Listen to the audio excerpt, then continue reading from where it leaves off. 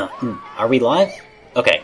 It's Serial Comma Day, and we're reporting live from the festivities. In one carnival game, I took the letter P out of an apple and got splashed with ale. The next guy also took the letter P out of an apple and got a bottle of ale. We'll talk about wordplay and the wiggle room of interpretation tonight on the Commune podcast. Hello and welcome to the Commune podcast. This time we're going through Counterfeit Monkey. This is the first cast, and I figure this time we'll take a micro approach and look at individual puzzles. Next time we might take a look at networks of puzzles and how they work together. But before we get into the nitty-gritty, I was wondering, Wariofan, how have you been doing? I've been doing very well. I'm still alive and breathing, and I'm excited about this. You're excited to be alive? I do, I am, yeah. Alright. Yourself, how have you been doing? Alright. You can hear my voice is cracking a lot because my voice has not yet come back from having bronchitis. So, you know that though. Always a good time. Always a good time to do a podcast. Fox, how have you been doing? Feeling a little queasy, but I'm pretty good. Is it breakfast? Yeah. So, yourself, I was wondering, what games have you been playing lately? I've been on a brawler kick this week. I really like Streets of Rage 2, Double Dragon. Golem and I played through Burning Fight as an SNK brawler yesterday. And I played Soldier Blade for the first time yesterday. Oh, man. Yeah, it was pretty good. Was there anything to take away from Burning Fight? Oh, tough question there. Well, Burning Fight? No, I don't think so. Not a lot. It was pretty much your run-of-the-mill 1991 arcade brawler with some awkward controls that didn't really know what to do with boss battles, and that I probably would not recommend to anyone. It taught me the importance of enemy stun by not having any. Yeah. It taught me the importance of making a button do the same thing every time you press it. Not a fan of slipping and brawl? Exactly. It was the precursor, really, to slipping and brawl. The full story being that, we couldn't figure out how to get the kick button to do different things. It would just happen on its own. It was a random number generator. So, Fox, what have you been playing lately? I've been playing a lot of a city builder called Zeus, Master of Olympus. So, when did Zeus come out? I want to say just the dawn of 2000-ish. So how is it so far? It's really addictive.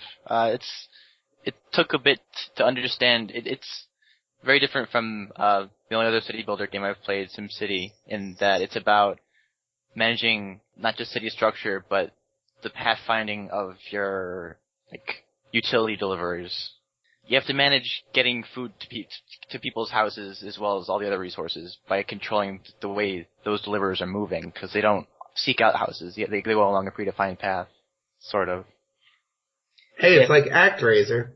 Man, I really don't remember ActRaiser that well, do I? ActRaiser, you have to when you're developing the city, you have to develop it in a line, basically. That's really the only challenge to it. Sounds about right. And it is a game about a god, so it makes sense with the Zeus thing. It's competing theologies, I guess. Alright, sounds good. Wariofan, what have you been playing lately? Oh, I've been playing New Super Luigi U. Alright, good man. What do you think of it so far? It's very green. It's not easy. No, it's not. But you know what? I find myself getting all 3 star coins in a course in the same run a lot more often than I did in the regular game, which I kind of find is surprising considering how the game is a little more challenging than the regular game was. So I don't know. I kind of feel smart whenever that happens. I just beat this really hard level and got all the secrets in it. That's something I noticed as well. I feel like because there's a smaller time limit, the coins are more about challenging jumps rather than exploring and finding a pixel or something like that. Yeah, I guess you're right there. I mean, that's probably what's the real story behind it is that they just made the star coins themselves just a little easier to get, considering everything else that's going on. So how far are you in it, actually? The clouds. Okay, so pretty far. Yeah. All right. I haven't once used Nabbit, so. Did anyone else have anything else to share? What'd you do? Oh, what did I do? I've been playing a lot of Soldier Blade recently. Right. Is that why the cops are coming for you? I couldn't tell if that was coming through. It's coming through double. Somebody hasn't played Star Soldier. Now, the NES game is, I still find it kind of boring, but Soldier Blade, it's really neat how meaty everything is. Like, I guess one of the most memorable moments of the game is when you get to the end boss of the first stage and you kill him, and then the stage continues because he was just the mid-boss. I wasn't that impressed by that, to be honest. Oh. I like that he said, "I'll be back later." That was cool. Yeah, you get a voice clip there. Yeah. I knew you'd love the game, though, as soon as I shot off a part of one of the bosses. I was like, wow, that's why Golem loves this. I was actually thinking, the word counter has been on my mind a lot recently, and it hit me that a boss that has multiple parts you can take off has, a network of counters, if that makes sense. Where, you can go for the circle gun or the laser gun, and one counters the other. If that makes any sense? They balance each other out. It makes enemy interaction a lot more interesting. So that was that. So far I think it's the best of the Star Soldier series. Still haven't played 64. It makes a strong first impression. It's certainly got lots of big enemies and stuff like that. I didn't get past the third level. I was playing it for the first time last night. Okay. Actually, I was wondering what you think of the weapon selection. I'm glad they got rid of stupid yellow. Because, flame? Yeah, that's the short range weapon. Because there are plenty of weapons I've been waiting for Gradius to get rid of that they never have. But I don't really understand the difference between, green and blue. Either way, I kind of like that when you pick up a weapon, it affects your bomb. And when you use a bomb, it affects your weapon. I think that's a neat touch.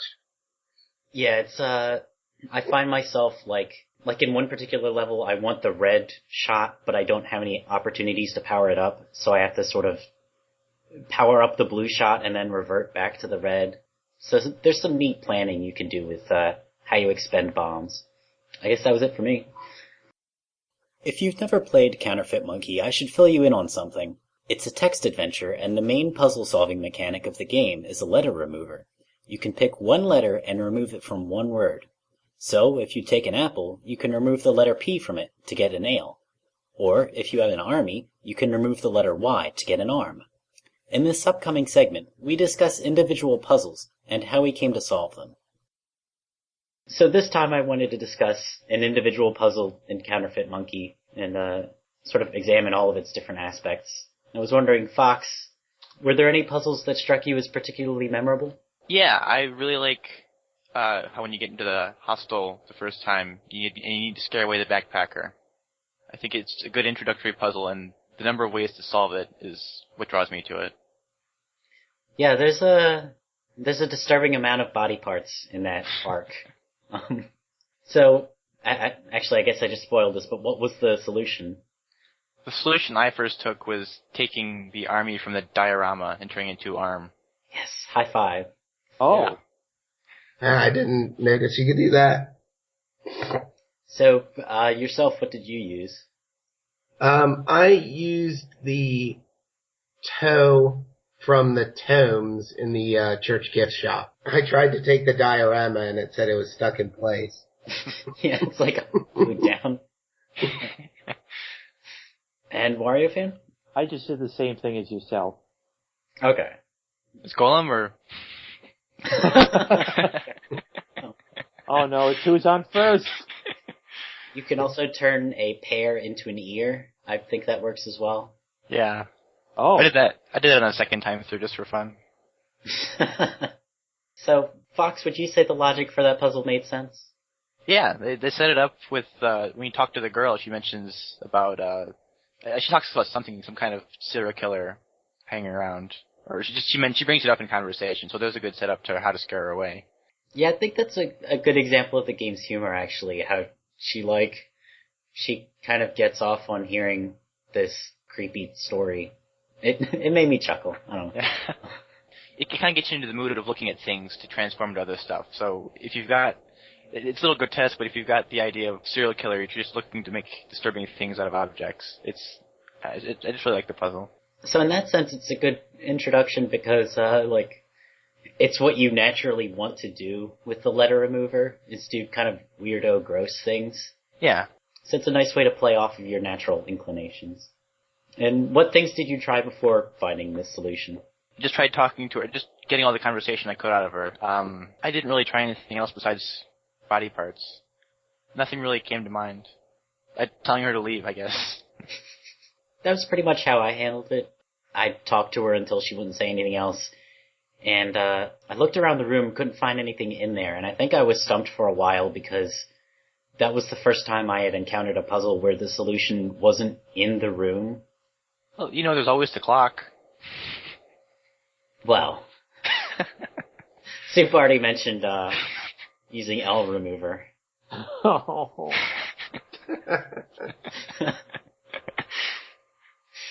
That's how you get a rooster.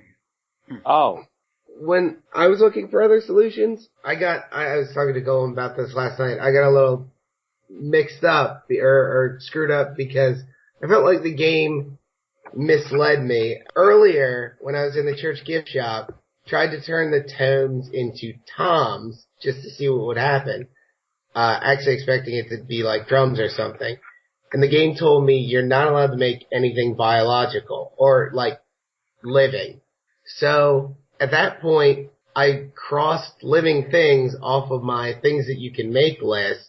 So when I met the girl, I wasn't even thinking about like trying to make a body part. I was thinking along the serial killer lines, but I was trying to think of non-biological things to scare her away with. And I felt like the game was limiting me in that sense because they really wanted you to go the biological route.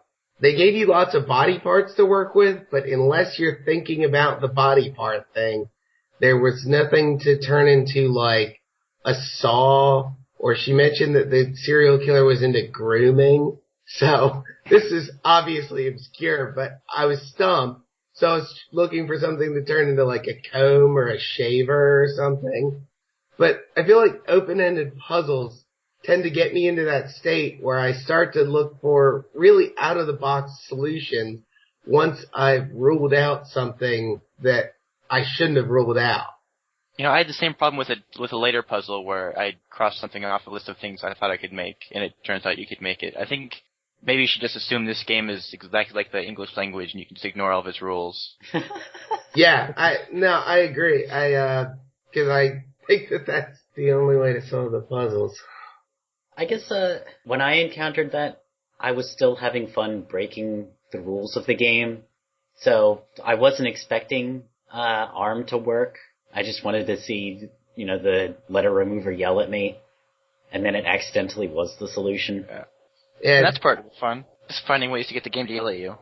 I guess I was being a jaded text adventure player and looking for things that the game was telling me I wasn't allowed to do versus perceiving things the game was saying in a narrative voice. I was perceiving things the game was saying in like a rule-making voice. So when it told me you can't do this, I was scratching things off my list versus reading it as something that like, a character was saying or a joke that was being told to me. Yeah, that is like a gray area. It's a fine line, but I think that that's like something that's part of engaging in the text-based adventure is realizing that you are engaging with an unreliable narrator, I guess. You get frustrated after playing like Zork for a while though, just looking for all the little things that are like rules. One thing that really helps Counterfeit Monkey, I think, is that areas open up slowly. And so there is some backtracking involved, but you already know the previous areas so well enough that any new things you come across are introduced very slowly. It's easier to pick up the rules that way. So, Wariofan, what was a particularly memorable puzzle for you? Well, I like that the word balancer at the beginning of the game. That's the carnival game? Yes, with the apple and the pear. Yeah. At first, I tried to change the pear to a par, but you can't physically embody a par, so... So then I tried turning it into a pea, and that worked. Yeah, that was the same thing I did. And then it didn't occur to me that I could do something with the apple later. So, after I'd won the gel, I thought, oh, wait, I wonder if I can do something with the apple. And then I could. I turned the apple into an ale. They didn't get many points or anything, but I thought, hey, I found a thing. Yeah, that is kind of neat. Because it's like an act of creation, it's still neat to mess with stuff that you don't necessarily need to make, like making ale. Yeah. There's just a sense of pride that you have that you made that. And then I guess, I don't know, I guess I didn't consider if that was an alternate solution to this puzzle either, because that's just, I don't know, nice, I guess. There's more than one way this could work.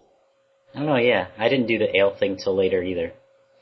Well, that's because we're not, alcoholics, so. I did the ale thing right away, by the way. I think a lot of I tend to just see if the descriptions ever mention an item and try to take them if I can. It's part of just playing adventure games in general and just trying to grab everything that's not nailed down. And then there are some things that are nailed down later that you still need to mess with. Yeah. So, Wariofan, did the logic for the solution make sense? Yeah, I mean, turn a pear to a pea. That's Peas are lighter than apples? Exactly, yeah. That's logic. And I'm not sure, whether the apple just magically turned into a full bottle of ale, or if it just sort of exploded into liquid, but, whatever. Well, it's in your inventory. Oh, it is.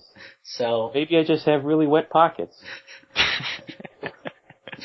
Grab ale, okay, just sort of... You're just carrying it in your mouth the whole time. So it sounds like that was the first thing you tried? The pea? Yes. Yeah, I mean... Or after the par. Yeah, after the par, I tried the pea, because I thought, well, if par doesn't work, gosh.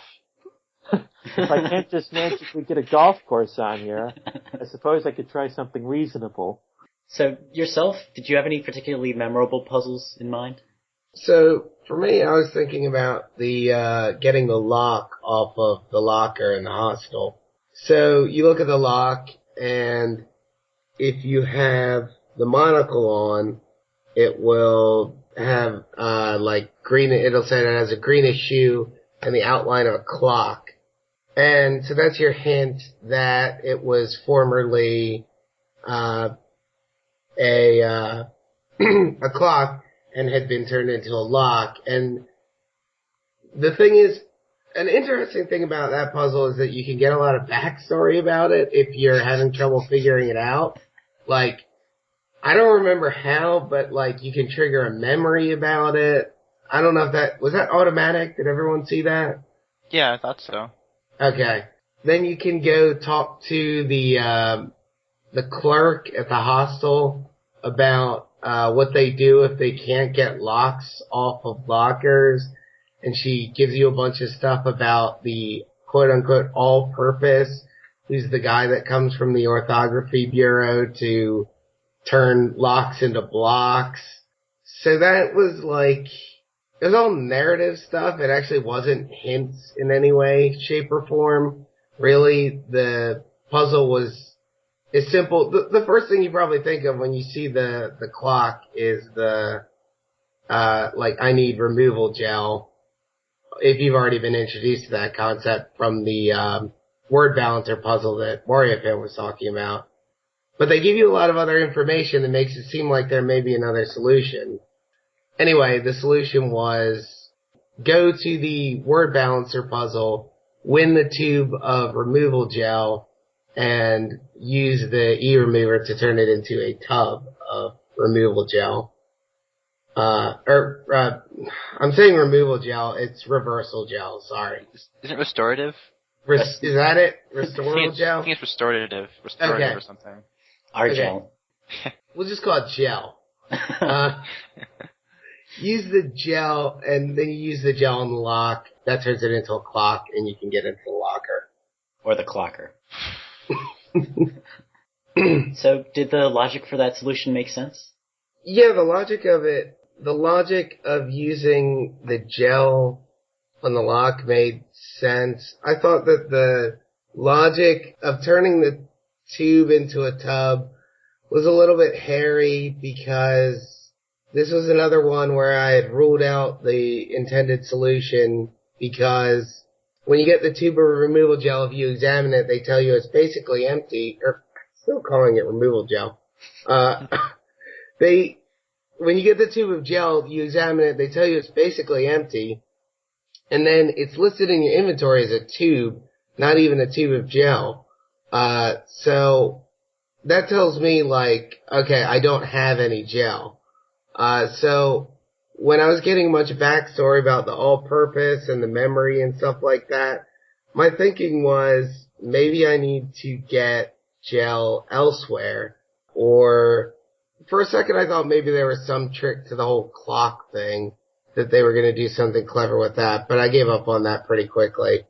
So turning the tube into a tub was one of those cases where I felt like, again, I was just using my tools on everything I had in my inventory until it turned into the right solution for the puzzle. Although that was the thing that made sense to use it on, it still wasn't something that I really jumped to that conclusion. It was more like you needed gel and you had something that was called Tube of Restoration Gel. So, you know, it might not make sense that turning it into a tub makes more of it, but you know that somehow this is involved with the solution. It was like I have two things that are sort of related to the solution. Like, I have a solution with the letter K on it, and I have two things in my inventory with the letter K on them, so I put those two together, versus it being an actual logic puzzle.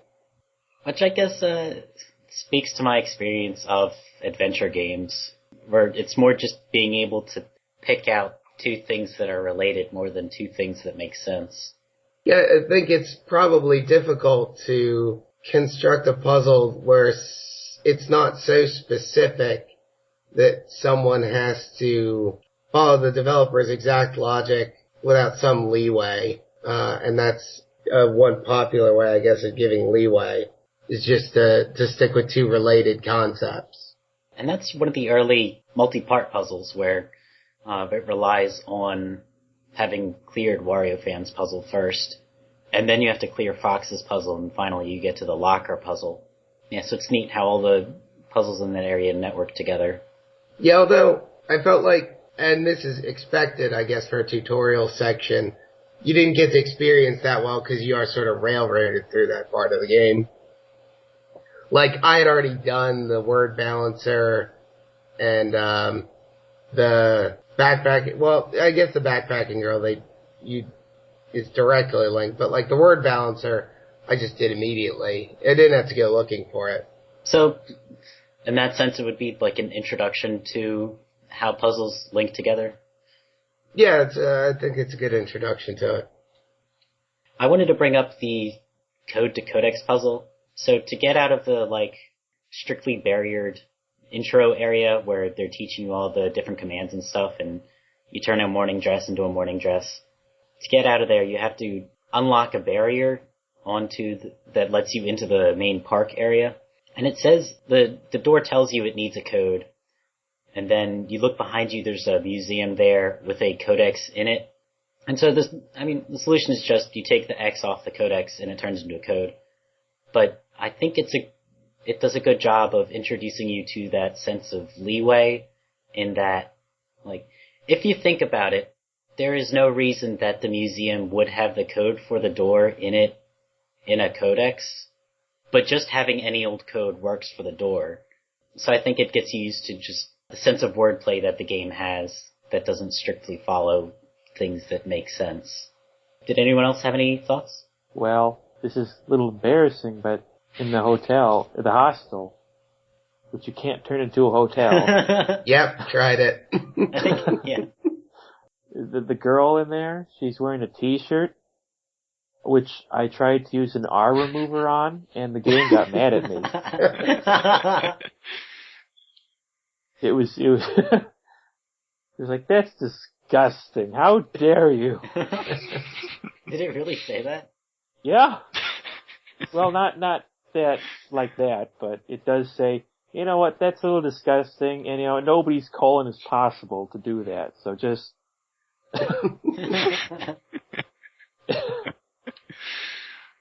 It was crazy. I tried using a P remover on the pink t-shirt. Yeah, what happened? I don't think anything did. Yeah. It was like it's too closely tied to its identifiers or something like that. Yeah. Qualifiers. That's apparently game's fallback. Apparently you can use a K remover on it. A pin t-shirt? Yeah. I haven't tried it, but it's mentioned in a walkthrough. Oh. Huh. That was the first thing that occurred to me, but I was like, what the hell would that possibly do? So I didn't bother. Is it gonna kill her or something? Acupuncture. You'll die in front of me. That reminds me, one thing that doesn't make sense about the tub-to-tube puzzle is if the full name of that object is tube of restoration gel, then using an E remover would turn it into a tub of restoration gold. I think that's probably why they cheated and called it tube in your inventory. Yeah. That's like a little metagame hint for you there. Why is it just called tube? Yeah, I guess that should, come across as fishy. Yeah, but come on, that's really meta. You're disengaging yourself from the world of the game to get that hint. I mean, it is a bit of a stretch to try to logically figure out how a society based on adding and removing letters would wholly function anyway. Well, I imagine they would have had an easy time moving from the 19th to the 20th century, upgrading all their carts to cars. That was such a good pun, they could have put that one in the game. So it seems like puzzle solutions don't necessarily appeal to practicality and logic. Rather, they need to make sense in the context of the game world, which can defy a sensible solution. To cope for that, Emily Short has introduced a sense of leeway in Counterfeit Monkey's puzzles. That is to say, even if a solution does not make sense, the player can at least recognize the relation between a puzzle and its solution. If you have a lead, no matter how weird or far out, you need to pursue it in any way you can think of. Up next, we discuss Sugoi Hebereke, a Japan-only 4-player fighter with a top-down perspective. It came off surprisingly shallow for a fighter, and in this next segment, we discuss what we did to make sure we weren't missing something.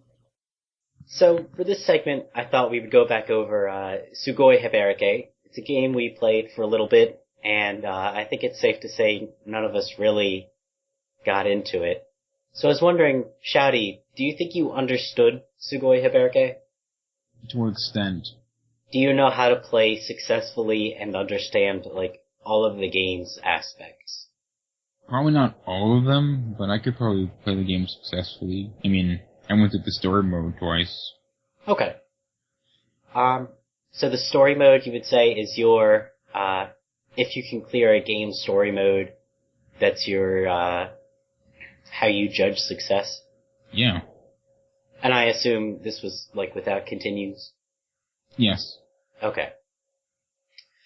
Fox, did you understand Sugoi Hebereke? I got it on a basic level, but I don't know any pro strats for it. Yeah, I feel the same way. Maybe there's stuff I'm missing. Zanreo, did you understand Sugoi Hebereke? Kind of, I think. I guess, how do you mean kind of? What part did you get and what part didn't you get? The fighting part. You have to win 3 times to get to the next level, and you press the buttons to attack. Yeah. So what part would you say fell outside of your knowledge? Well, I guess, the specific controls for everything, I mostly just button mashed my way through most of the game.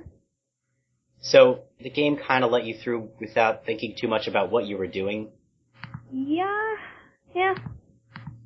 And if you needed to employ a certain strategy, do you think you could do that, or do you think you'd be kind of lost? Well, yeah, 'cause after a while I started to learn what buttons did which attack, so... Okay. And Wariofan, do you think you understood Sugoi Hebereke? Not any more than anybody else. Yeah, we all seem kind of lost on the same page. Although, I mean, I was familiar with the characters, at least. That's true. That does help a lot. I also apologize if I'm mispronouncing Sugoi Hebereke. Just call it Amazing Euphoria. Isn't that redundant? Well. It's an okay Euphoria.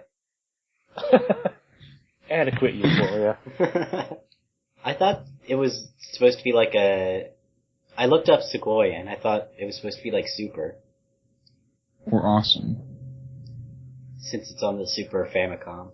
Oh, I think that's what Shin usually is. Isn't it? So, Fox, I was wondering, how many rounds did you give Sugoi Hebereke? I gave it the once through the story, and then I played some in what I assume was like tournament or exhibition mode. Where you just get to set up one-off matches.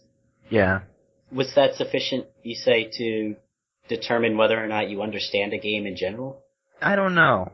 Normally, right now I just feel like I have a really basic understanding of how to play in terms of what the buttons do, but I'd like to know a little further beyond that, because otherwise I just feel like I'm not getting anything out of it. Like if I knew more than one combo or something, I'd feel like I got more out of it than what I did. Do you think if you played longer you would understand more? I probably don't, no. Okay, so this is like a one time through the story mode and a couple exhibition matches, and you pretty much exhausted all of the learning you can do on your own. I think so. I'd like a manual to help me out. Emmanuel's busy. Zanreo, how long did you give Sugoi Hebereke? Like, how many rounds did you play? I was playing them all just before we started this podcast, and I think I got to level, or stage 5 or 6. Okay. So is this in the story mode or in the exhibition mode? I guess it's the story mode. Yeah, if you're just getting if the first option you get, then... Yeah. If it's the story mode, then that's the one I'm playing. So is that normal for games you don't understand, that you give them like several rounds through the story mode? Yeah, well, it depends on the game. I'm not sure I've played that many games that I haven't understood. Okay, so it's I don't have much experience with that kind of thing, so I'm not sure what to say. You're feeling it out for the first time. Yeah. Okay. If you played more, do you think you would understand more? Yeah, probably. Okay. Wariofan, how many rounds did you play Sugoi Hebereke? Oh, I gave it a once through the story mode. Okay. Yeah, I guess quite a bit of rounds. And is once through the story mode common for when you're trying to understand a game, if you don't understand it after the story mode? Well, essentially, I mean, with this game, it was pretty easy to get through the story mode. I mean, it was beatable within the day, but I mean, some games you don't understand, probably have a lot more involved campaign mode. So, I guess for other types of games like that, I give them maybe a couple hours or so of trying to figure it out. So if it was like an RTS? Yeah, exactly. Okay. And is that just like you have a personal notion of like after a couple hours you're not going to learn anything more? Yeah. Or I get the sense that I'm not going to get it. Yeah, okay. I mean, with this game, it's just, easy enough to just sort of, work your way through the story mode there. I mean, you can tell that there are buttons for, punch and kick and whatnot. Yeah, I guess it is worth noting that there's a distinction between games you don't understand. Like, it seems like either you blaze through it really easily, or you can't get anywhere in it. Right. So if you played more, do you think you would understand more of Sugoi Hebereke? I think if I was a little better at trying out combos, maybe I would. So for the most part, I kind of just hit punch and kick my way through. So maybe if you had more fighting game knowledge? Yeah, I guess so. I guess if I had a better sense of, how this game worked on a better level, maybe I would. But, generally I'm kind of the guy who cheats at fighting games too. I mean, Soul Calibur 2, I just sort of ringed out with Link every time, so. So, do you sit back and Hadouken everybody? Yeah. I'm kind of the cheap player for fighting games. And Shouty, how many rounds did you give it? Like I said, I played through story mode twice. But then I kind of went through the other options and ended up playing some other rounds. So what all were the other options other than exhibition mode? Story and exhibition. Was there anything else to play? Don't think so. You have the different exhibition options for a different number of players, but I think the last option for exhibition mode is it chooses random characters for everyone. It's weird. I'm not sure what it's called. When I tried to translate it, it didn't seem to come out right. Is that common for games that you don't understand that playing twice through the story mode? Well, I mean, if I can manage it, and usually the story mode is the default, so I don't see what other options I have. Okay. And if you played more, do you think you would understand more? Yeah, I think I would try to experiment with the combos, and probably look around the game's interface for what makes certain combos different. Yeah, there's a lot of stuff going on in the down at the bottom with like blobs moving around and then a meter that fills up, and I don't get any of it. I think it's just for items. Like it tells you when items spawn? I think so. Okay. So, Zanreo, when you were trying to learn how to play Sugoi Hebereke, what in-game things did you try? Just pressing the different buttons and see what buttons made what attack.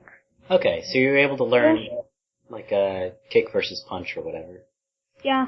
I tried it on pushing 2 buttons at a time and combos just to check out if that worked. And did you discover any fancy moves that way? Yeah, not sure. Wariofan, what in-game things did you try to do to learn about the game? Well, when I first booted up the game, I think I happened upon the options menu. I noticed the game had a button mapping, I think. Yeah. Yeah. So, I think it said, you could assign X and B and A to something. So, I just left it alone. So I tried in the main game, hitting X and B and A because I assume that's what the controls are. And then I think if you hit Y, you do something too, and that caught me off guard there. So like, whoa, 4th one. But, so the button mapping was a little deceptive then. I guess so. I don't even remember what Y was, but it did something, and I guess whatever it was so important you couldn't move it to anything else. I'm not even sure if the shoulder buttons did anything. I don't think so. I tried them. I couldn't get them to do anything anyway. So yeah, that is worth noting that the in-game button mapping did have crucial clues for what everything did. And I think some buttons are repeats of others, right? Like you have 2 kicks or something like that? I think so, yeah. True. Which was a little confusing. Shouty, what things did you do in the game to try to learn it? I tried out some fighting game sensibilities, like different ways to move around the control pad before using a punch for a kick. And did you discover anything that way? I think I did. You can do this neat flying kick with the penguin, the main character, Hebe. The guy whose eyes are like way far apart. Yeah. He does this cool kick if you press backwards and forward and do a kick. He also, sometimes I think he does this, like he stands on his head and then he uses the spring to propel his body upward. And it's pretty cool. So you've figured out how to do that one as well? Yeah. Okay. And Fox, what things did you do in the game to try to learn how to play? Just, the basic fighting game stuff. Tried Hadokening everybody. There's no Hadoken for my character, who is the UFO kid. I don't know UFO characters. I discovered how to use a laser gun, like a close range laser gun, and how to throw people. Oh yeah, I feel like you throw people by pressing the punch button real up close, right? You do it by pressing direction and then the punch button. Okay. Yeah. And how did you do the laser gun? I think it's like either down and punch or up and punch. Either one of those, and you'll just start doing it. Okay. It's pretty simple. It was something I did a bunch of times on accident, just when I'm running around hitting buttons. Yeah, I guess part of it is learning, like, when you do something by accident, being able to go back and figure out what you did to get there. And there were a ton of things I did where it didn't seem like I could replicate it consistently, and that was a little frustrating. Yeah. I guess it's always a little that way when you don't totally get what the right button combination is. Yeah. I don't fault the game for that, but... Yeah, if we had a manual, it might not be so difficult. So, Wario fan, what external sources did you use to try to learn how to play? Nothing. So you didn't try looking up anything? No, I mean, I tried, but nothing came up. Oh. Literally. So, There's no, translation guides or anything about this game, so it's like, kind of difficult to get any reading on it. there are definitely websites that talk about it. Are there? Yeah. The game facts listed in the database, it doesn't count as talking about it. Shouty, were you able to find any external sources to consult on this game? I looked at some videos on YouTube. Yeah, that was the first place I looked. So what did you discover that way? I discovered the game. Did it tell you anything about how to play though? Not really. I think it was just a bunch of friends playing and having fun. People that were happy to just button mash through. Yeah. Okay. I think maybe if the game were a little more frantic or if it had more going on, that button mashing might work. But as it is, like, a pillar that goes up and down is not that exciting. I don't know, wait, what? Just like, the stage elements are not that exciting. Really, I think they're pretty in the way. Okay. And intrusive. You think they bring a proper amount of deviation to the gameplay? Yeah, like that one stage with the ice, you can stand on the snowman and start pushing everyone around. Okay. Fox, what external sources did you use to learn about the game? Well, I tried doing what Wariofan did and just looking on the internet for guides, and I couldn't find anything. So then I tried translating a lot of stuff, and it didn't help all that much, actually. It sounded like you were able to get some basic things translated, but didn't have enough know-how. Yeah, I'm pretty bumbling when it comes to that. But one thing I did like was how, just getting through the menu, I seemed to know where things would be based on how video game menus are usually laid out. Yeah, like the first option is the most important one, stuff like that. Yeah. And Zanreo, did you look up any external sources to try to learn about Sugoi Hebereke? Well, I tried Googling it, but I didn't have any luck finding any tutorials or instructions or anything, so... So, I Googled as well, but also I was able to find a few forums where people had played it, and it seemed pretty consistently that people complained that this game didn't have any depth and was just about button mashing. Yeah, I kind of wish I'd found kind of instructions for the game, so I just knew what everything did. We'll have to find the manual and then pester someone to translate it for us. Let's ask Tomato. He made Mother 3 translation. Yeah, so he's a shoo-in for Sugoi Hebereke. Yeah, even as a website full of translation stuff. So, Shouty, what would it take to get you to try Sugoi Hebereke again? Not much. I'd go back and play it again. Even with your current level of knowledge? Sure. Yeah. Okay. Fox, what would it take you to go back and try Sugoi Hebereke again? Are you offering me a bribe? I mean, I wouldn't be offended if someone asked me to go play it again, but I'd like to go through a manual first. Okay, so some It's more not fun direction from the developers would get you back into it. just a little more insight into how, just like some of the things I don't understand work. At least more of the power moves. I'd like to understand what causes those, and if it's some kind of button input or if it's some kind of element of the display. Like those things on the bottom of the screen I don't understand at all. Yeah. But it's just button mashing through the game isn't very fun for me. So if I got a little better depth of knowledge to it, I think I'd like it more. So you would get back into the game if someone taught you how to do it other than button mashing. Yeah. Okay. Zanreo, what would it take to get you back into Sugoi Hebereke? Instructions? So you would hope for just a little more direction on how to play? Yeah, I mean, I thought it was an okay game, but I didn't really understand much of what to do or stuff. So that's really nice. So if the instruction manual said you have a kick button, you have a punch button, and special moves are totally random and you can't perform them intentionally, would you play the game again? Yeah, maybe not. So hopefully the instruction manual has some deeper way of playing. Yeah.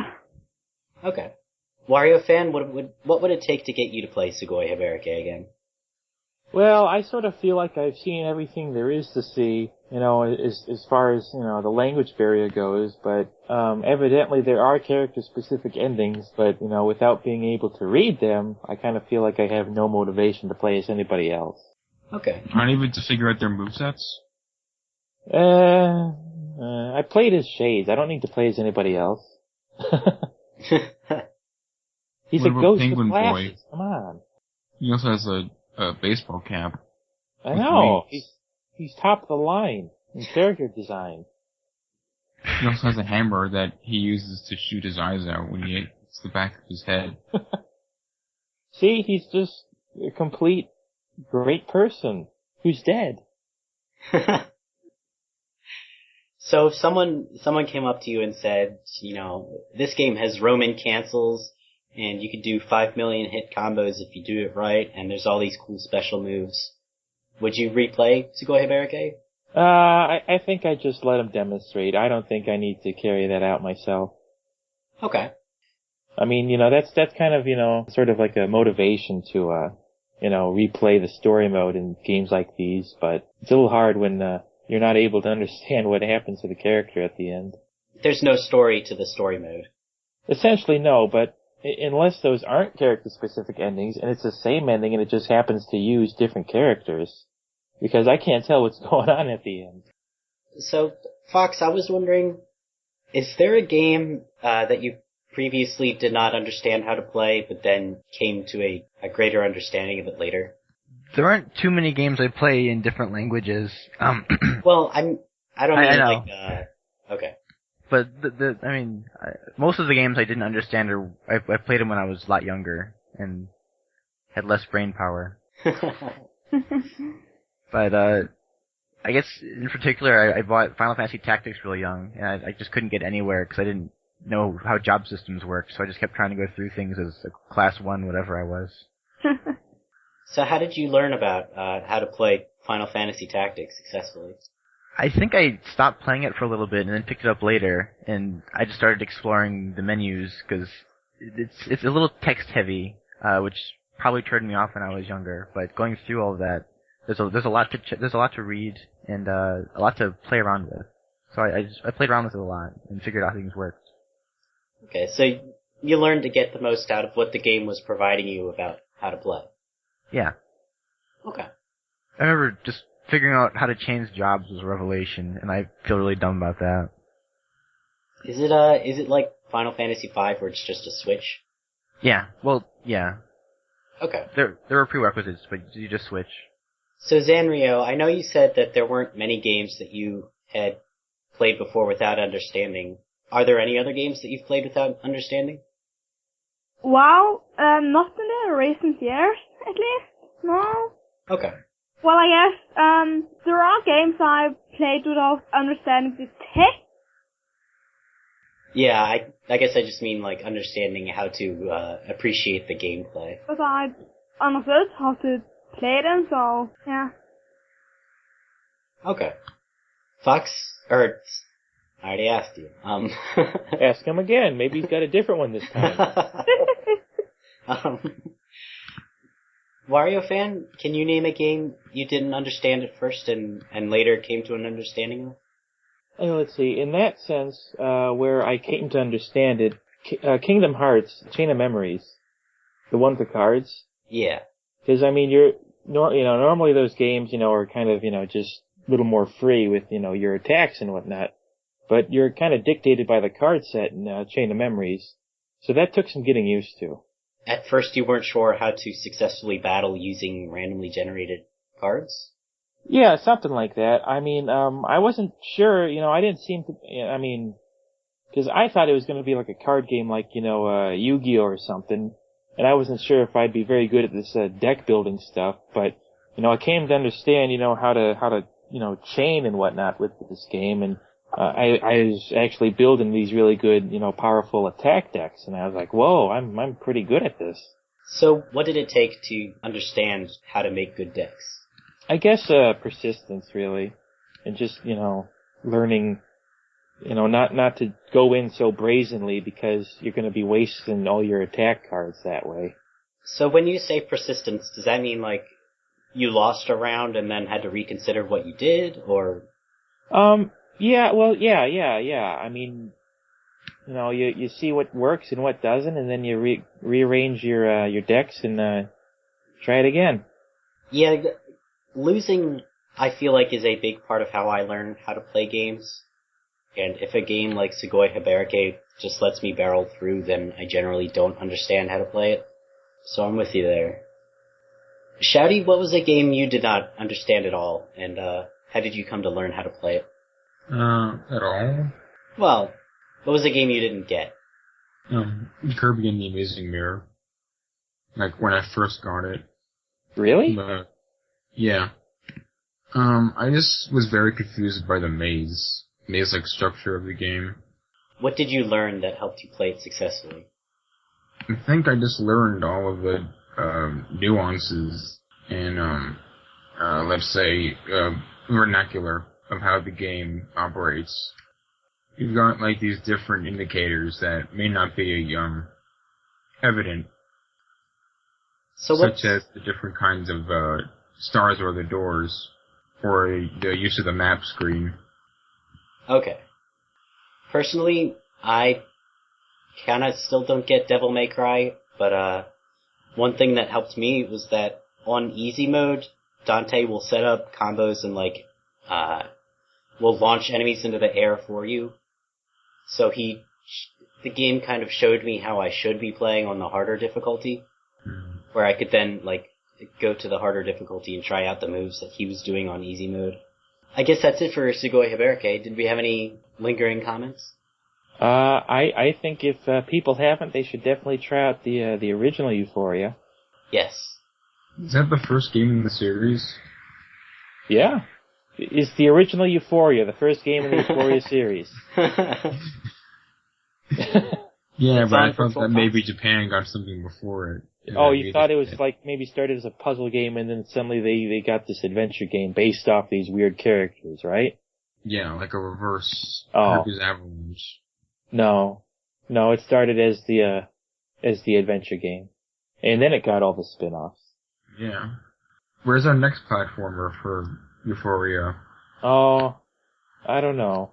I think Euphoria's stuck being cameo levels in Lemmings for the rest of their lives. Is Sunsoft not bankrupt anymore? Can we do that? Can we have a Kickstarter to bring Sunsoft back? I think Sunsoft is still around. I mean, somebody's releasing Blaster Master on Virtual Console. Are you sure it's not just the Irish company, that one company in Ireland? Oh. Maybe their biggest mistake was releasing Blaster Master on Game Boy Color and not Euphoria.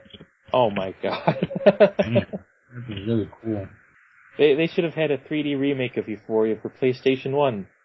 Oh yeah. Well, no, I like that Blaster Master game. Blasting Again? Or yeah. No, wait. Is that Blasting Again? That's Blasting Again. The Game Boy Color is Enemy Below. That's right. thanks for joining me, and I think we all learned about how we didn't learn. Wariofan, did you have any final words? I think I'm not so good at text adventures. I would venture that none of us are. This is kind of a first for everyone involved. I think we all appreciate that this game has very big kid gloves on. Yourself, any final words? Nothing in particular. Alright, thanks for joining us. Fox, any final words? I'm just glad I kicked everyone into playing a text adventure. Oh. Why couldn't you have picked a better one? A classic. Those are arguably worse. No, I like those though. No, I actually never had the determination to beat any of like the classic Infocom games, but I always wanted to have someone like this force me to go through like Hitchhiker's Guide or Zork or something like that. Like, I couldn't imagine going through like an Infocom one without a walkthrough, especially one like Hitchhiker's Guide. I almost beat Wishbringer. If that counts for anything. You get to turn a platypus into a king. Those games, I think for me, the thing I prefer about those, aside from some mild gameplay differences, is those are a lot funnier to me. But Golem not disagreed, but Golem was telling me he thought Counterfeit Monkey was very funny. And I said I didn't know that it was supposed to be funny. Fox, any final words? No, I'm just glad everyone's... Oh wait, I already asked that. Jesus Christ. Oh my god. I was expecting Gabba Gabba Gabba. I can't do that every time. Alright, well, thanks for playing along, and we'll have to come back and ask more questions once we played more Counterfeit Monkey. All music in this podcast was taken from Counterfeit Monkey. Thanks to Mike Koenig for the small crowd soundbite used in the intro of this podcast. You can find it on soundbible.com. I'll leave you with this final thought. In Counterfeit Monkey, part of playing well means recognizing when an item is related to a puzzle you face. It might not be directly related, but it's part of getting there. So this is the concept of leeway we discussed earlier. You might say this is reflected by the letter remover itself. It takes a word that's not quite what you need and slightly modifies it so that you do have what you need. And that way, you need to recognize words that are not exactly what you need, but instead are close to words that you need. If you have any comments or questions, please send an email to vgcommune@gmail.com.